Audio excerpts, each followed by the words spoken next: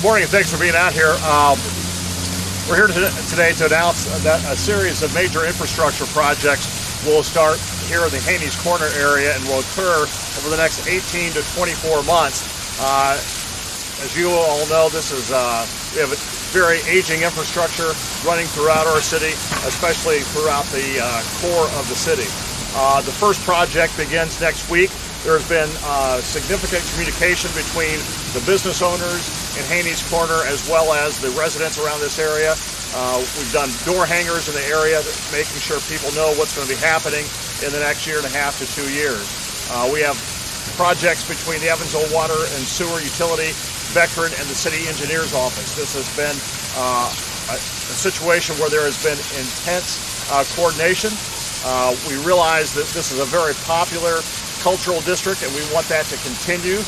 We want folks to know that while it might be slightly inconvenient over the next several months, all the businesses are open for business, and we encourage people to keep coming down here and enjoying the great fun and appreciate the investment that's being made in this part of the city.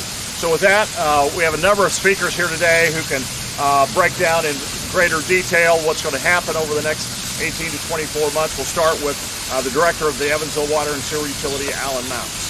Thank you, Mayor. Appreciate that. Wait, stand by. Okay. Got a lot of this.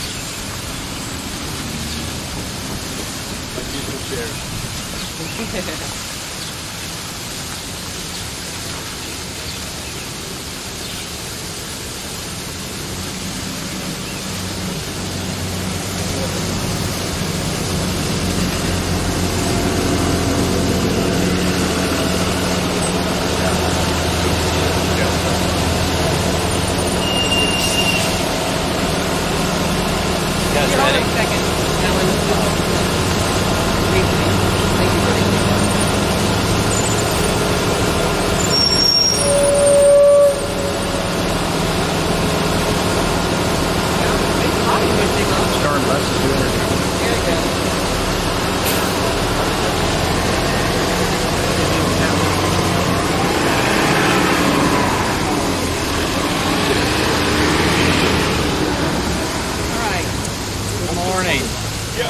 As the mayor said, this is one of our major infrastructure projects. Most of you are aware that throughout the city we have a variety of water main upgrades that we're doing. This one, each of those are unique. This one is unique in that it's in one of the areas that has the highest degree of festival and activity and entertainment. So as the mayor said, it does require quite a bit of coordination with the city engineer's office, with Veteran. The water utility is a forerunner in that because we've got to get our water main upgraded. To give you some perspective, we were looking at a map the other day, and around the turn of the century it was showing where water mains were around the city. That included this area. So it's approximately 100 years old, cast iron pipe. We're going to upgrade it with PVC pipe. The project is going to be in 3 phases. And will hopefully be completed before Funkin' the City in the fall. We are going to be talking to the board this afternoon to get authorization to pay some overtime to accelerate the project schedule by about 42 days. So that should go well there. There's about 2,000 feet of line that we're replacing. The first phase of the project will involve where we're at today at 2nd and Adams.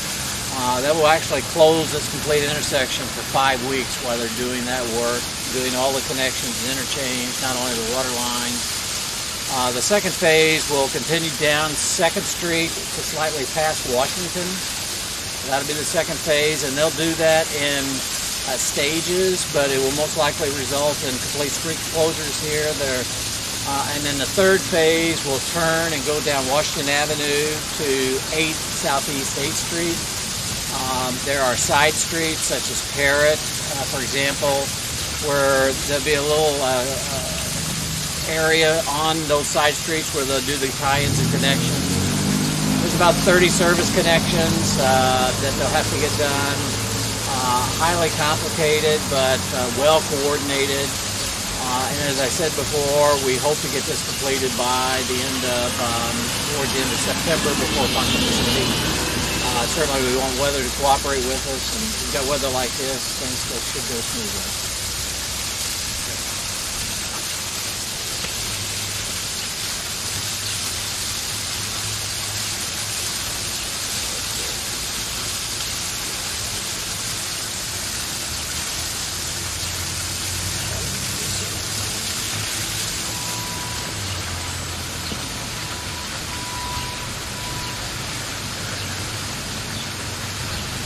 So once the water main project is complete, Vectren will begin their relocation of their gas facilities. They will be relocating in the current location of the existing water main, so they cannot begin their work until the old water main is replaced and deactivated. And that work will take place between Washington and 2nd and Adams intersection along 2nd Street. And then they also have several other small locations in the general area that will require some lane restrictions and maybe a partial closure, but all their work is anticipated to take 4 to 6 weeks in total. Once the water and sewer utility and Vectren are complete, we will then, in October, we will let the contract for the Haynie's Corner street improvement project. It'll go through my office, and that work will likely begin at the 1st of next year, and is anticipated to be complete by the end of next year. So about a 12-month time period. That work will begin at 2nd and Adams, and they will require a closure of that intersection, and that closure is expected to take 4 to 6 weeks at that time. And then they will work up 2nd towards Washington, and during that time they'll always maintain one direction of travel. So they're going to build each half of the road along 2nd Street at a time. So for a portion of time, the southeast direction of travel will be closed because they're building that side of the roadway. Then they'll flip that side and build the other half of the roadway. Then they'll continue down Washington Avenue, at which point they'll do it in the same manner. They're going to build half at a time. Again, we don't know the contractor for that job yet. It will let in October of this year, and we will have another provide more information to the public once we have that information. Make a comment and wrap up.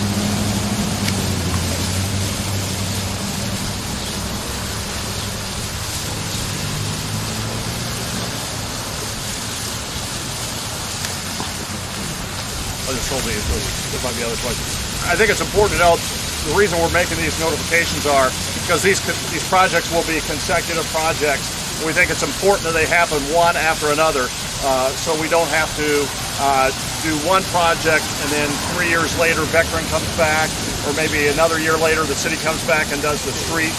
We want these things to happen consecutively, so basically we're ripping the Band-Aid off one time, and we want these projects to be very well coordinated. We're really pleased with the level of coordination between the city engineer, Vectren, and the Evansville Water and Sewer Utility. Our goal is to communicate as frequently with business owners and residents in the area as possible to make sure they're up to speed on everything that's going on. And with that, we have a lot of technical people here that can answer sort of in-the-weed questions. We'll be happy to do that next time.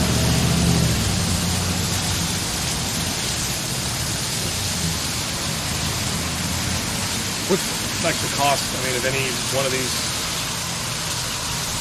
projects, or all of them all together?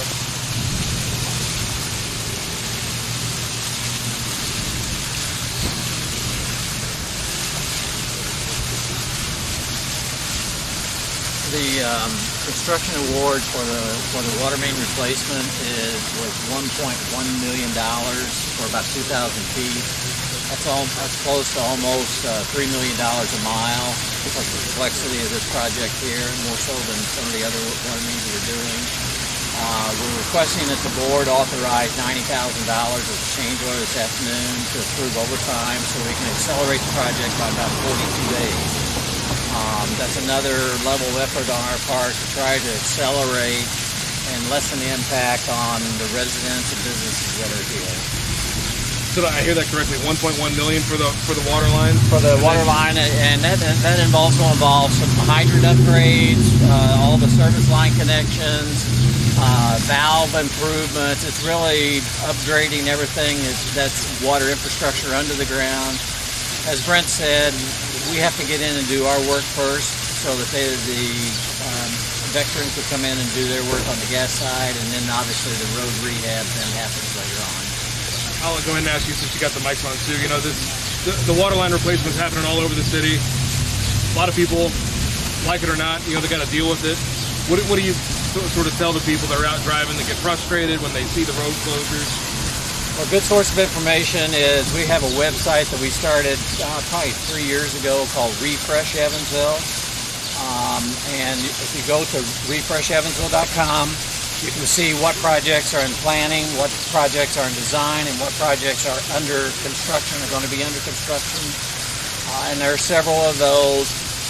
In addition, our team has neighborhood meetings. I encourage you to come out and listen, ask questions. Sometimes we're able to make some modifications after getting public input.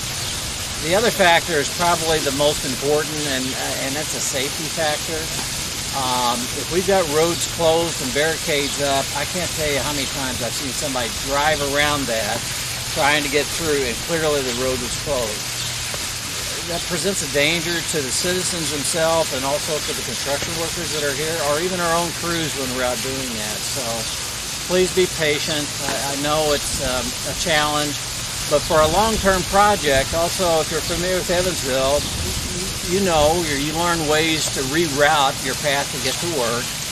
Take that into consideration. Go ahead and plan that route because there are many different paths that you can follow rather than trying to move through a highly congested area. So all told, I mean, this is probably, this and again, I guess Washington, probably the two major intersections that are going to be impacted. I mean, how long will this really be shut down for? Well, on the water side, as I said, we're hopeful to get it done by the end of September when Funk in the City occurs. Originally, it was planned on being in early November, but with our change order, we're accelerating that by over 40 days. Brent talked about later on, really next year, once they're able to let the bids, there's some disruption there. Certainly, 2nd and Adams is a key intersection. People coming off of Shawnee Drive, Washington, and 2nd is a busy intersection, and Washington and Parrott is a busy intersection. So, again, I just encourage citizens to think about another route if you're coming into town that way. And there are multiple options to do that rather than coming through here. Just to understand, this intersection will be completely closed? For 5 weeks, the entire intersection here will be closed. It's a major connection point. You can see there's, four streets, several valves, and infrastructure that has to be upgraded. And also, we have to work around existing utilities, so gas lines that are there presents challenges as well. If there's any other underground utilities, we have to do the utility coordination on that. That's also a factor. And when we're putting in the new lines, we've got to keep the existing line there running while we're replacing that with new lines.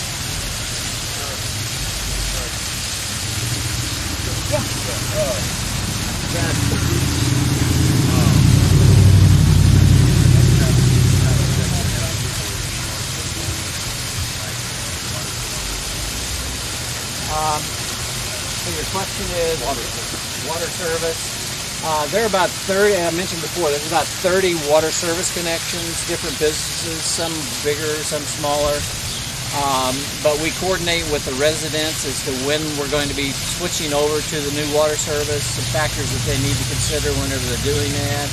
That's all coordinated with the residents well in advance. It's not something we surprise them and knock on the door and say, hey, we're going to turn off your water. And it's done well in advance. Also, we've had 2 public meetings already. We'll continue to have those as necessary to inform residents. We'll have things like door hangers, who to call. If you go to the website, Refresh Evansville, there's a phone number to call if residents have questions about that. We have a key contact listed on the website that does what I call the blocking and tackling. If there's problems or concerns or issues, call that number. If that doesn't work out for you, call the utility customer service area, and we'll certainly make the connection there to make sure that the residents have the answers they need. So when you contact the residents, will they something to be cut off for hours or days? It'll be a few hours to do the service connection. It's not real long, but certainly they've got to disconnect the existing line, run another extension of the line. Sometimes the complexities of that is I mentioned before, that water lines here are probably 100 years old. Sometimes we run into issues where the service line has deteriorated, and it takes a little bit more time to fix that and get that repaired. But they'll do that, and they'll work with the customer in advance, and also work with businesses as a key activities. Try to do it where it minimizes the impact on businesses.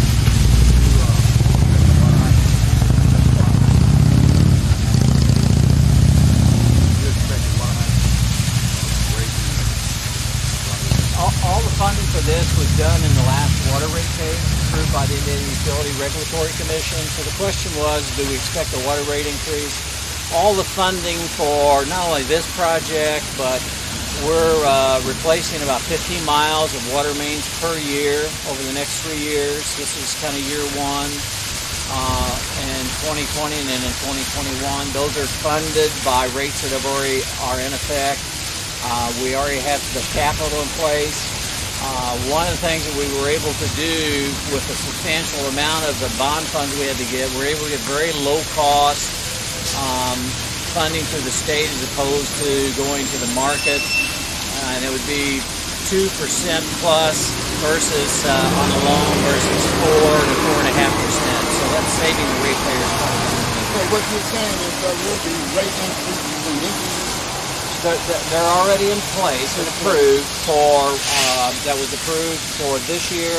There'll be a rate increase in 2020 and another one in 2021 that was already approved.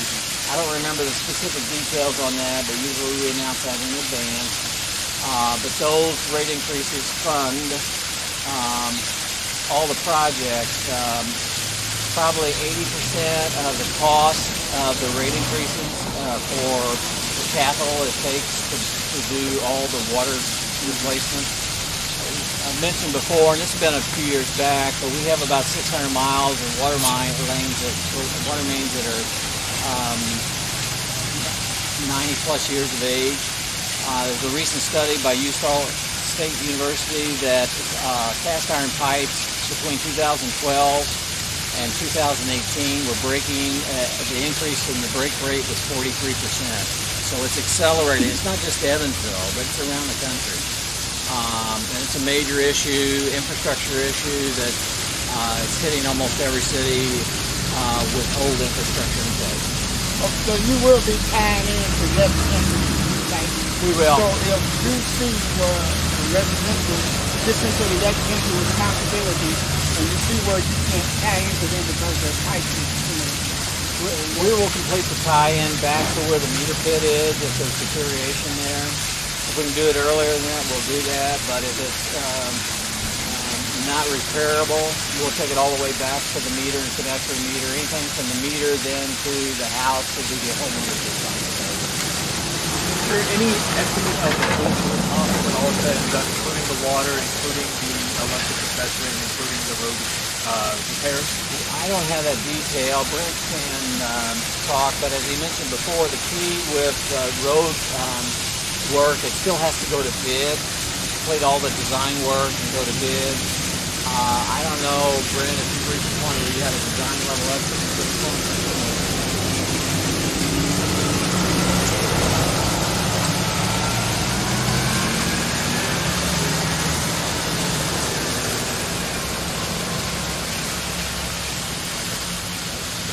So for the road work, right now our engineer's estimate is roughly $2 million. We obviously won't know the true cost until which time the contract is awarded to a contractor. But our engineer's estimate at this point in time is $2 million for the road work. I cannot speak to the cost of Vectron's gas main work, but I want to reiterate the fact that this is the 18 to 24 month time period that the mayor mentioned represents all three phases. First phase being the water utility, second phase being Vectron's work, and the third phase being the city engineer's roadway project.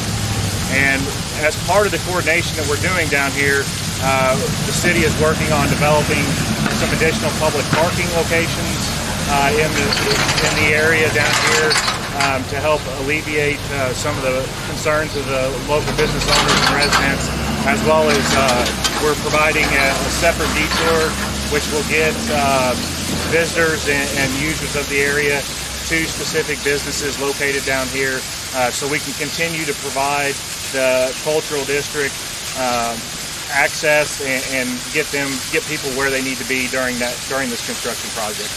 So is it 18-month period or 150-day period for the project?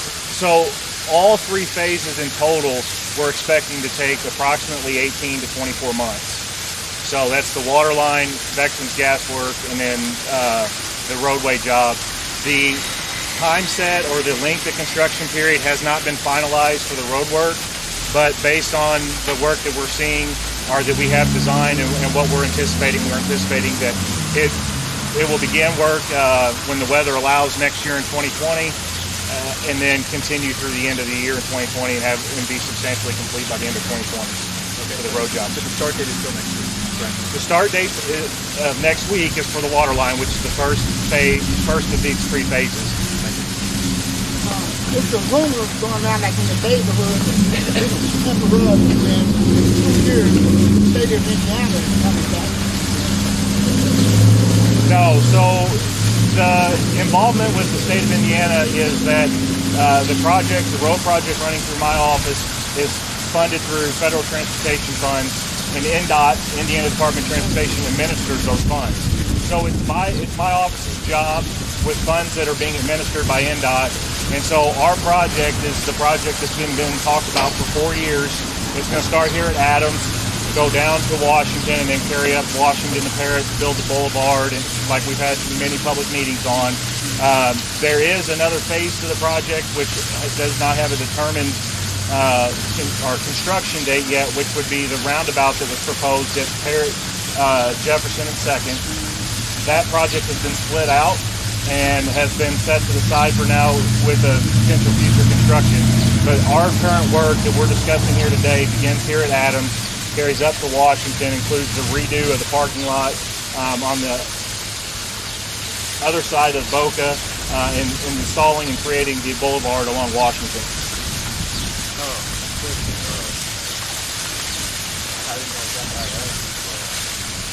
Underneath the ground.